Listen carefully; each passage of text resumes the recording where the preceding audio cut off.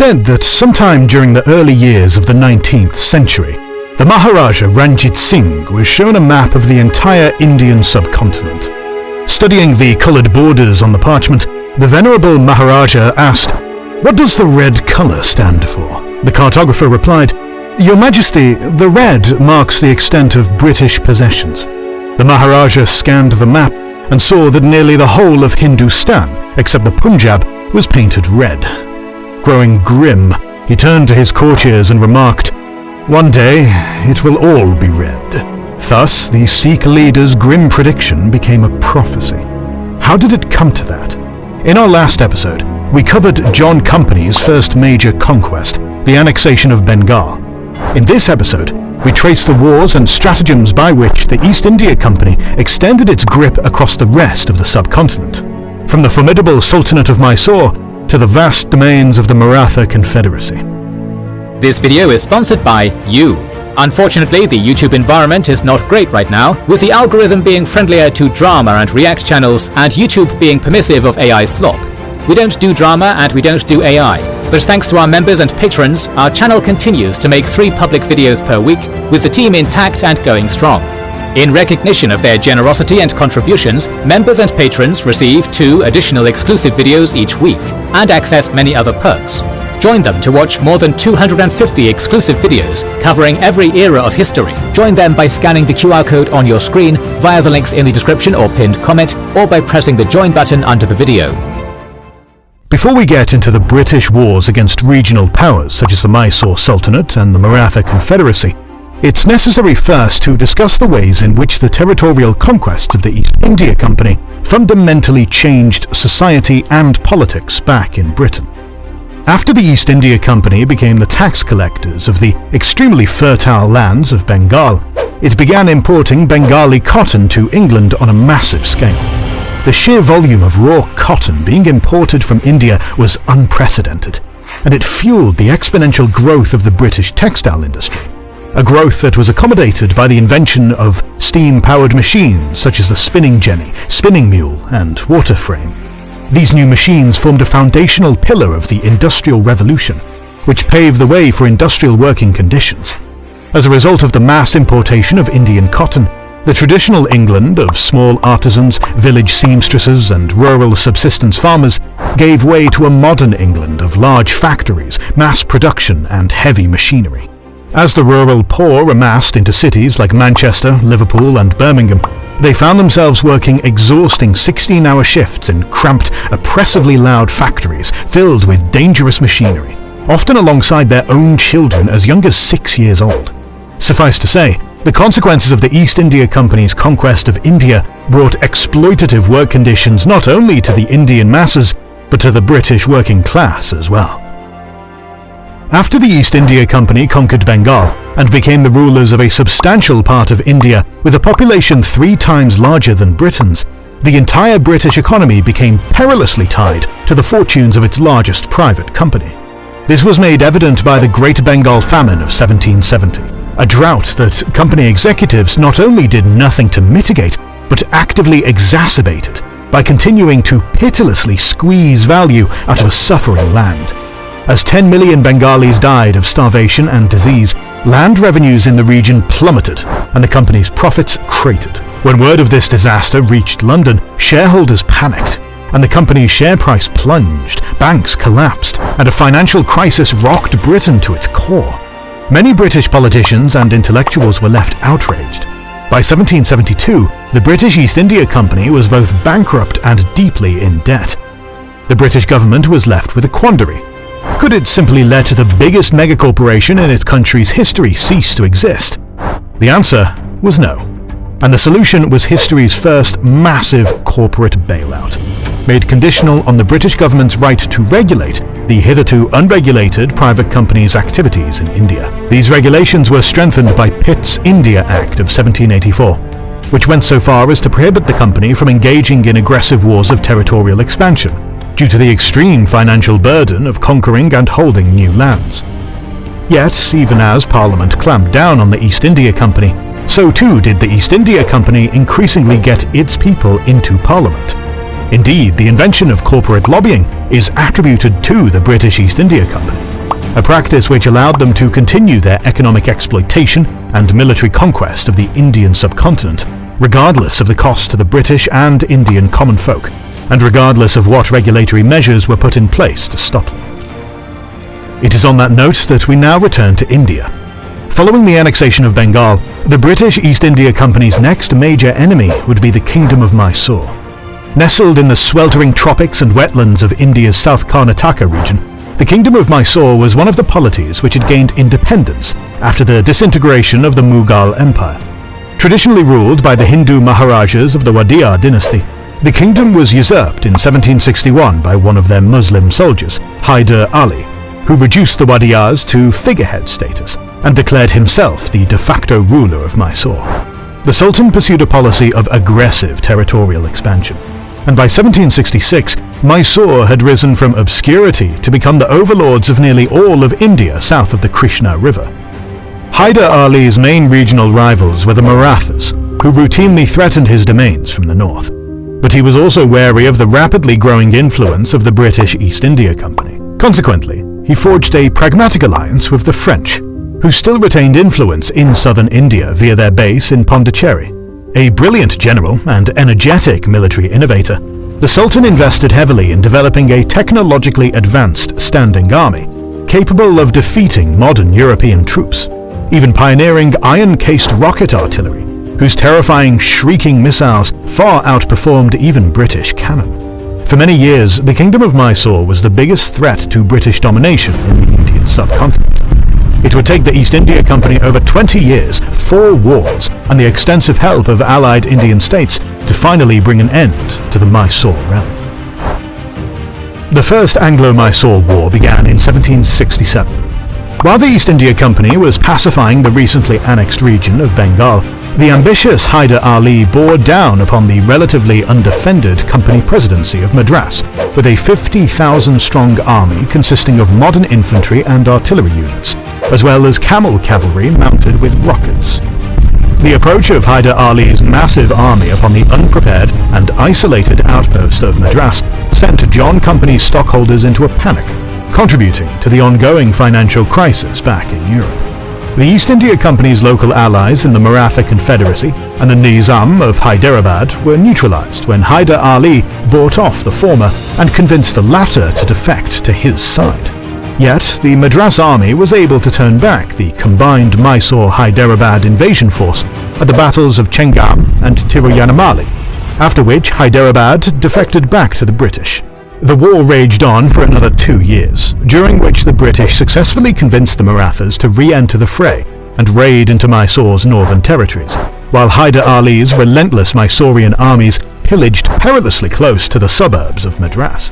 In the end, it was the East India Company which sued for peace, signing the 1769 Treaty of Madras, which obligated them to help defend Mysore against Maratha aggression, which was annulled after the British failed to help Mysore repel a Maratha invasion in 1771.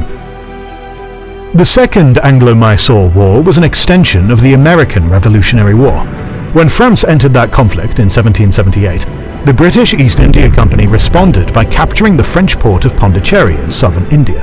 Hyder Ali leapt to the defense of his traditional French allies, with the Sultan shrieking rockets annihilating a British force at the 1780 Battle of Pollilur, which was later described as the severest blow that the English ever suffered in India. Yet, this momentum was checked by a defeat at the Battle of Porto Novo and the death of Hyder Ali in 1782, possibly from cancer. This conflict was continued by his son, the Tipu Sultan. Yet, the costs of war were beginning to weigh on Mysore.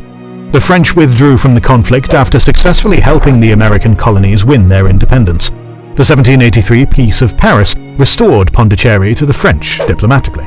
This compelled the Tipu Sultan to sign the Treaty of Mangalore with the British, which returned their territories to status quo antebellum. After the Second Anglo-Mysore War, Tipu Sultan found himself increasingly encircled. From 1786, the company pursued a policy of diplomatically isolating Mysore by fortifying their alliances with Hyderabad, the Maratha Confederacy, and the Kingdom of Travancore. In 1789, Tipu Sultan attacked Travancore, triggering the Third Anglo-Mysore War. The forces of the Marathas, the Nizam of Hyderabad, and the East India Company invaded Tipu Sultan's domains from all sides and besieged his capital, Seringapatam, by 1792. Designed by the finest French military engineers, the walls of Seringapatam held. Nevertheless, the Tipu Sultan was forced to sign a treaty which partitioned half of Mysore's territory between the British and their allies. In 1799, the Tipu Sultan saw an opportunity to reverse his misfortunes with the rise of Napoleon Bonaparte in France. As he trounced European armies and launched an invasion of Egypt, the ruler of Mysore sought to link up with his Grande Armée against their common British enemy. Understandably, the East India Company had no intention of letting this happen. Calling upon their native allies, the British amassed a force to end the Tipu Sultan once and for all. This force overcame Mysorean resistance and laid Seringapatam under siege again.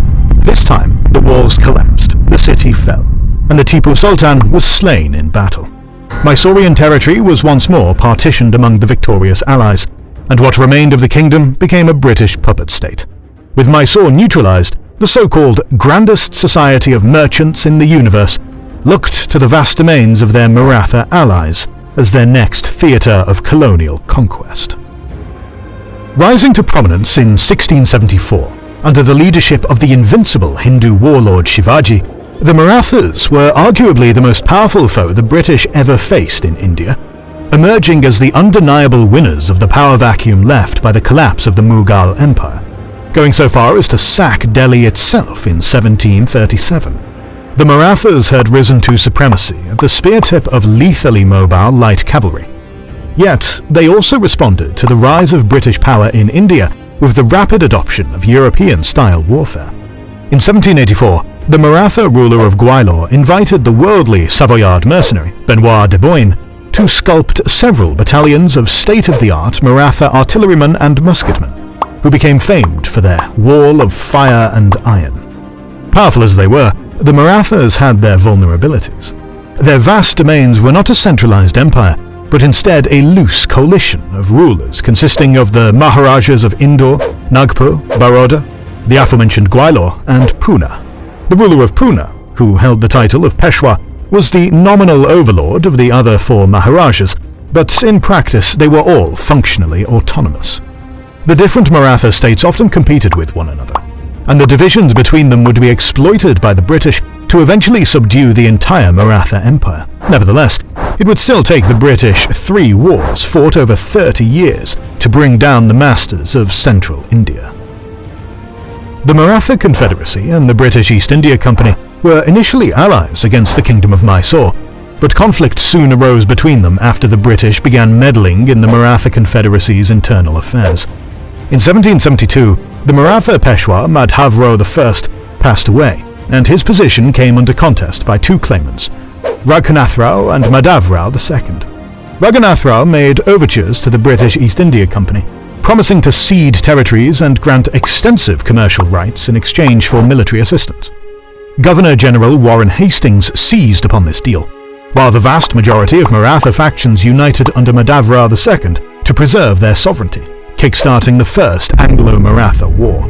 This conflict went very poorly for John Company, whose expeditionary army out of Bombay was cut off, surrounded, and then defeated by a Maratha force at the 1779 Battle of Wadgaon. The two belligerents continued to exchange glancing blows in the Deccan Plateau, but the British were ultimately unable to achieve their war objective of installing Raghunath Rao to the Maratha throne.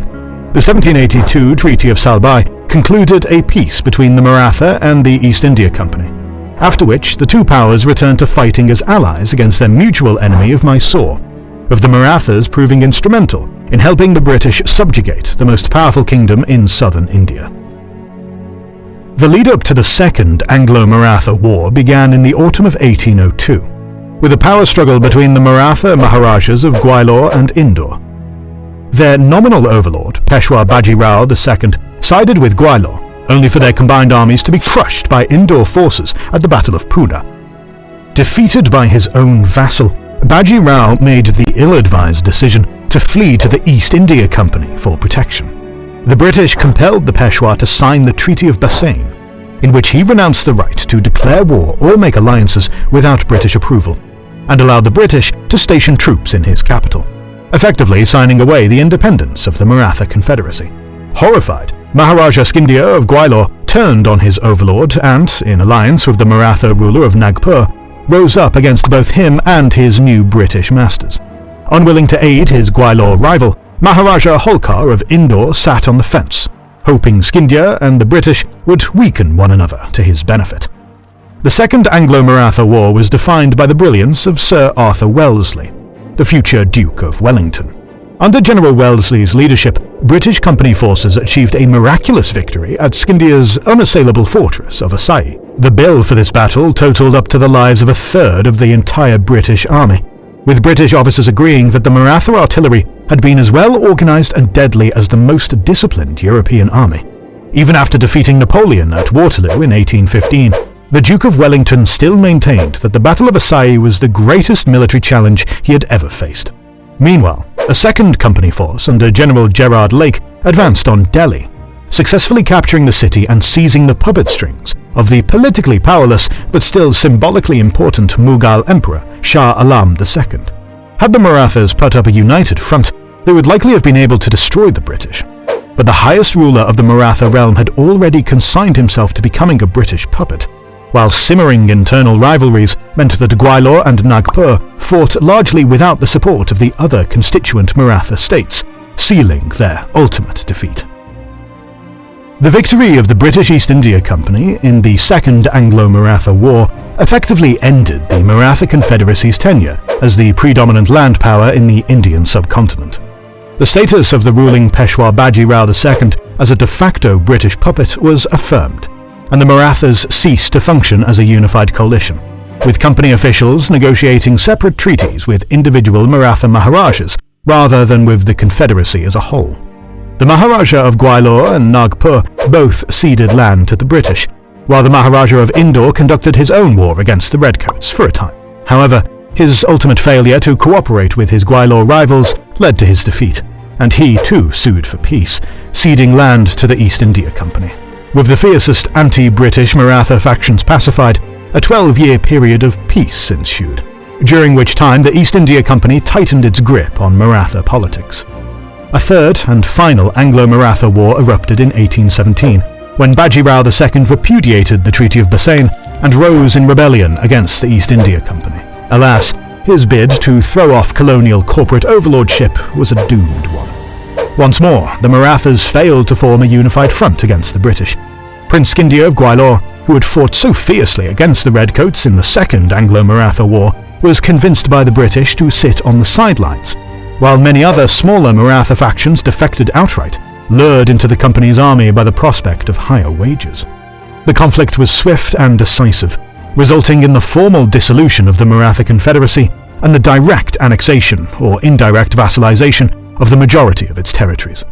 The historian Percival Spear describes the end of the Third Anglo-Maratha War in 1818 as the year when the British Dominion in India became the British Dominion of India.